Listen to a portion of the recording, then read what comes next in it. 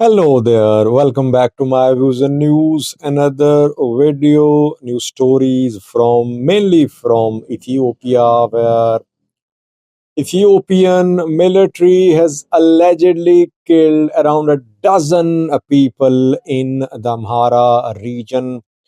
A human rights organization, an international human rights organization, published a report just a few minutes ago about extrajudicial killings by Ethiopian military in the Amhara region, where since last year, military has been conducting military operation against Afano fighters.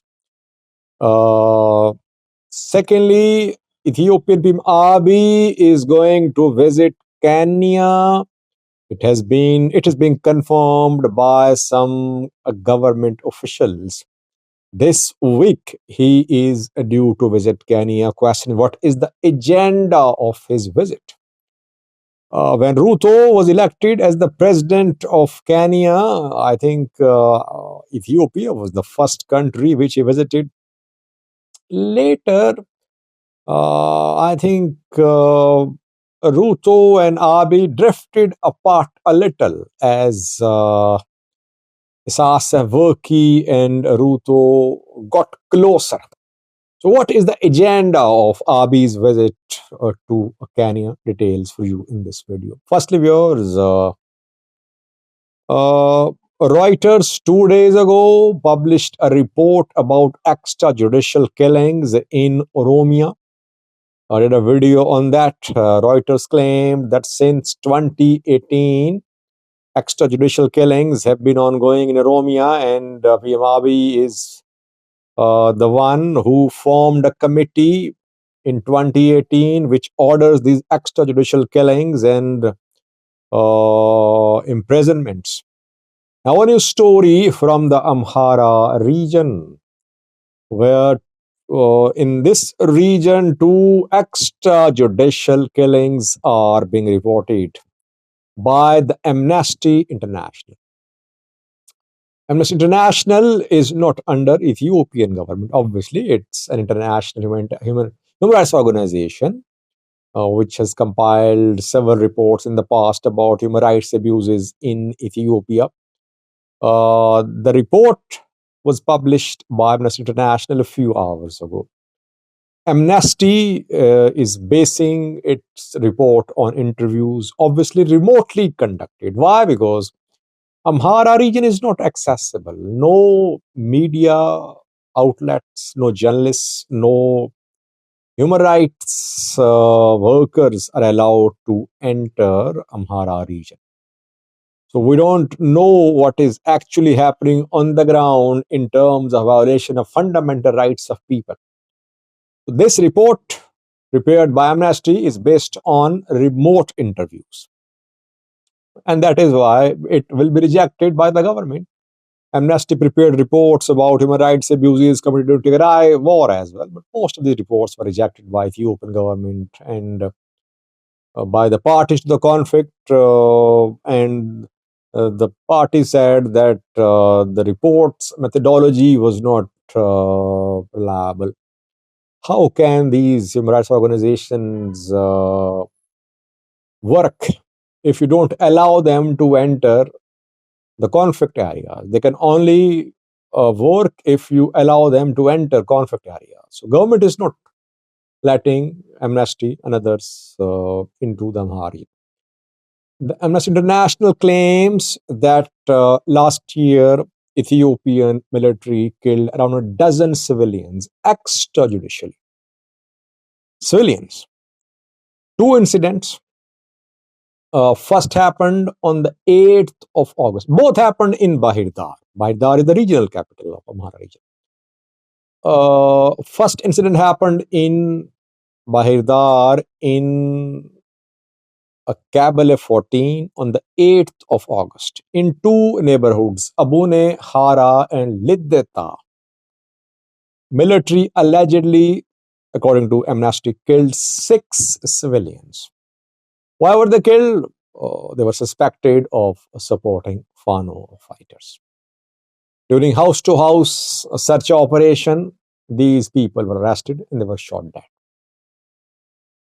Same is the case in Miravi, which happened a few weeks ago. The incident in Miravi happened a few weeks ago, where during house to house search operation, people were killed. So this report is about last year. First incident in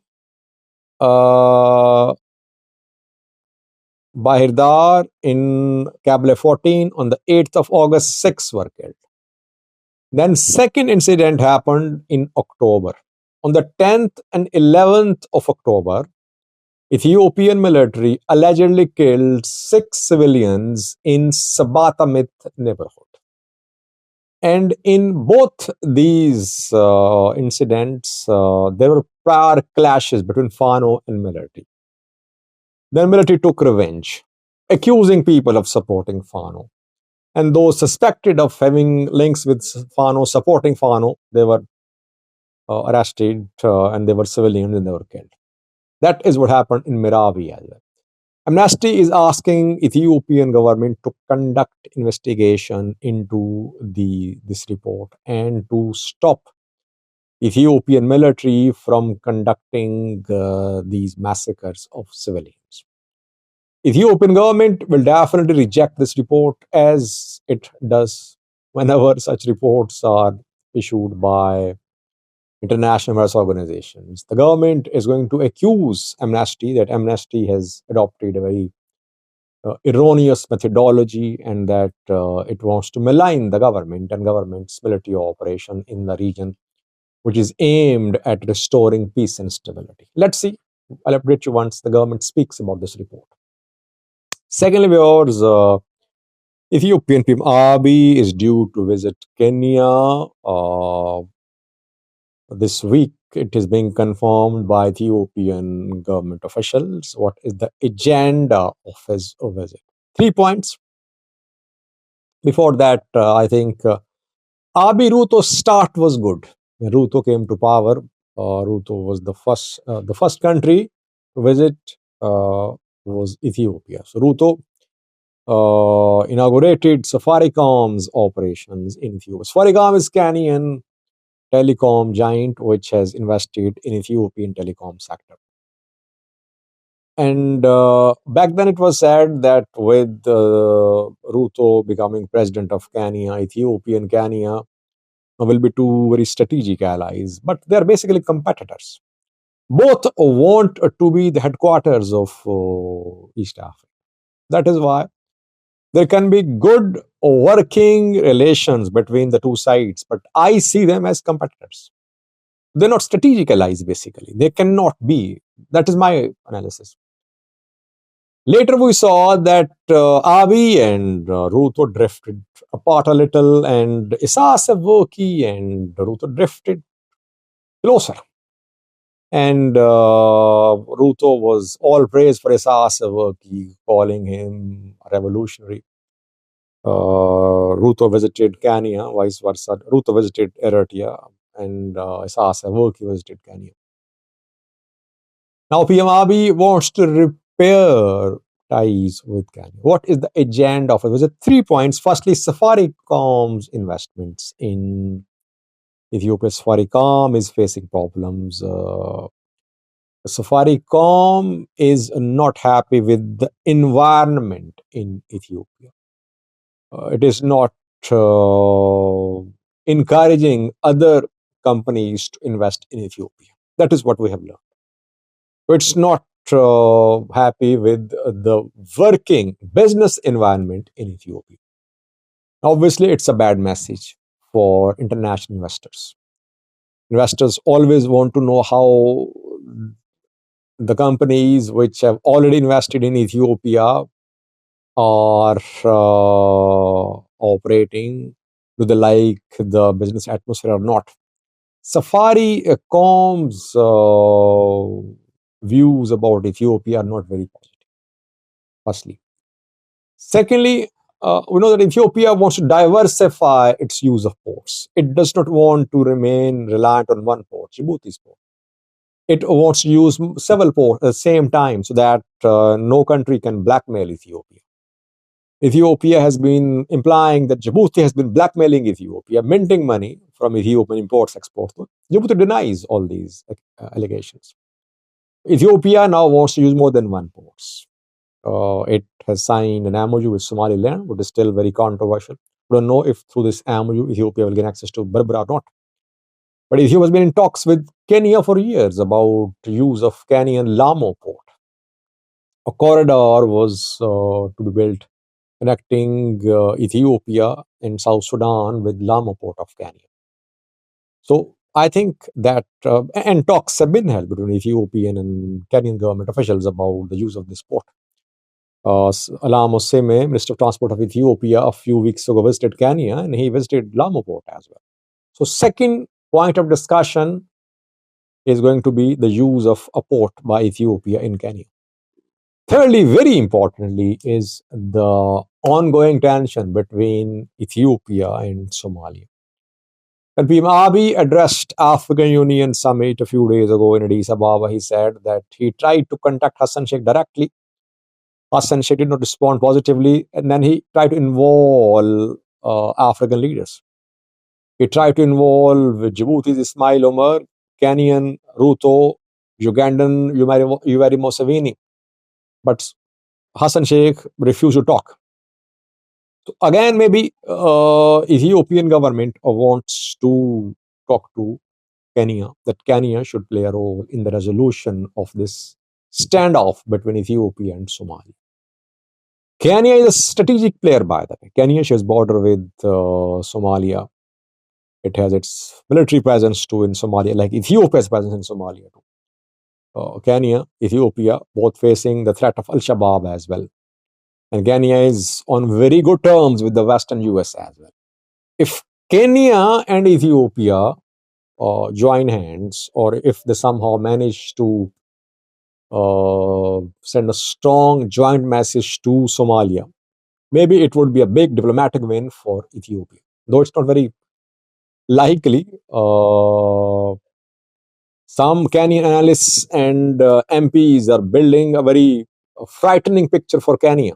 They say that PM Abiy wants to build an Oromo empire spanning East Africa, and that PM Abiy's Oromo community has claims to Kenyan territories, to Somaliland, to Somalia as well, and that a big empire is the dream. Creation of a big empire is the dream of Ethiopian PM.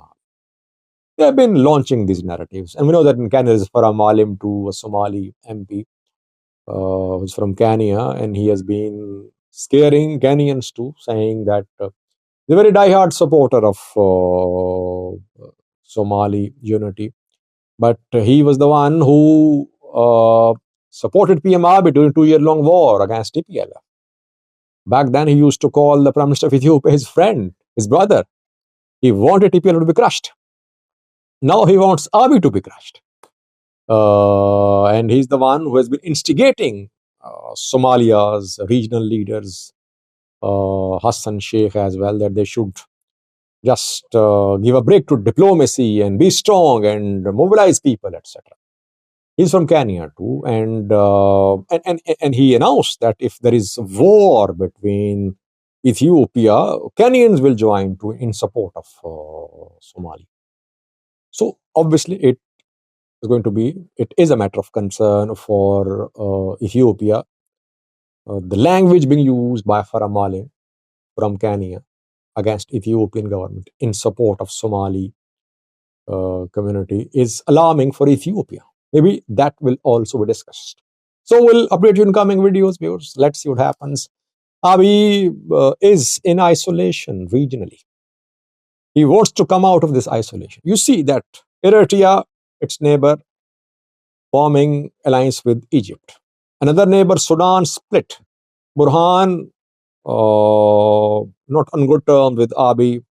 RSF chief Hamathi is still not official representative of the country, though he's on good terms with Prime Minister of Ethiopia. Djibouti, disgruntled, because Djibouti knows that Abiy is going to transfer its imports, exports from Djibouti to some other ports. Somalia vying to wage war if Ethiopia implements MOU with Somaliland. South Sudan is facing so many internal conflicts. You see that in the neighborhood, Ethiopia is a little isolated. Maybe Abiy wants to, and Kenya, rather neutral, but as I said earlier, that there is coldness between Abiy and Ruto. Maybe that is why Abiy wants to go to Kenya to repair, to mend ties with Kenya. Thank you for watching.